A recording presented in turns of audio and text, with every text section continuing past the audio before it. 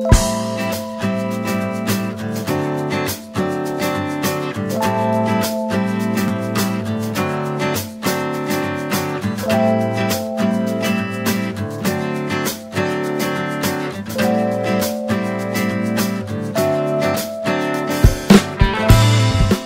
la base de notre clientèle principale de résidentiel, au début, pour amorcer et développer le camping, on s'est contenté au début d'avoir vraiment un parc de résidentiel de 64 résidents qui ont permis le développement en douceur de la structure jusqu'à ce qu'on a trouvé un tour opérateur qui nous a fait confiance et qui croit dans la situation géographique de notre structure.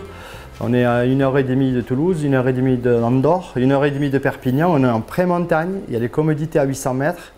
Et du coup, ces résidents, ils ont créé un potager, on est en train de créer une ferme pédagogique.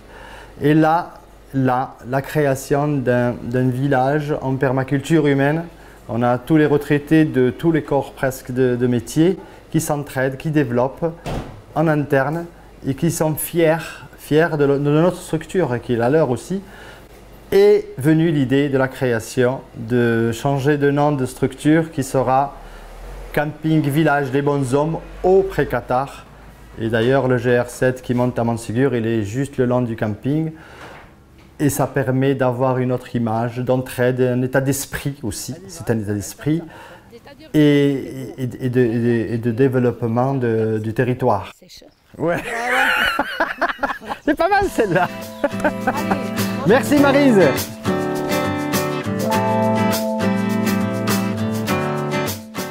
Je fais des démonstrations avec ma compagne, on fait au camping, on fait des démonstrations de combat d'épée et de combat de bâton comme il faisait à l'époque. Et je raconte un peu l'histoire de Montségur, l'histoire de ce qui s'est passé dans le coin. La partie extension avec notre tour opérateur qui est camping.com, on est en train de développer une extension pour 40 locatifs en plus pour 2020 et 40 de plus pour 2022. On se base sur les trois piliers, le passage et camping-car et tente, le résidentiel et le tourisme. Le tourisme à la nuitée et à la semaine en locatif.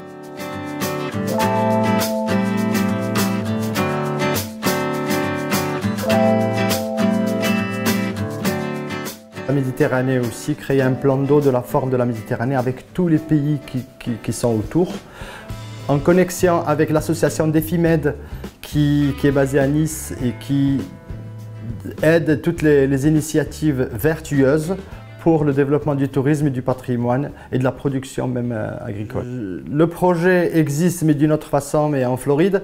Et nous, on ne va pas le faire en XXL, donc ça sera un projet à taille humaine, en s'appuyant sur les réserves humaines qu'il y a sur le pays d'Olme avec l'histoire du textile, qui est l'immigration liée au textile. Ils sont toujours là, donc on va créer de l'animation culturelle de tous les pays autour de la Méditerranée. Il y aura 8 pavillons avec culture, patrimoine et animation, et pourquoi pas gastronomie. Donc on essaye un peu de toucher à tout ce qui est quotidien et de vivre ensemble par rapport à la consommation, par rapport à la culture, vu le repli identitaire qu'on vit actuellement. Faire la vaisselle.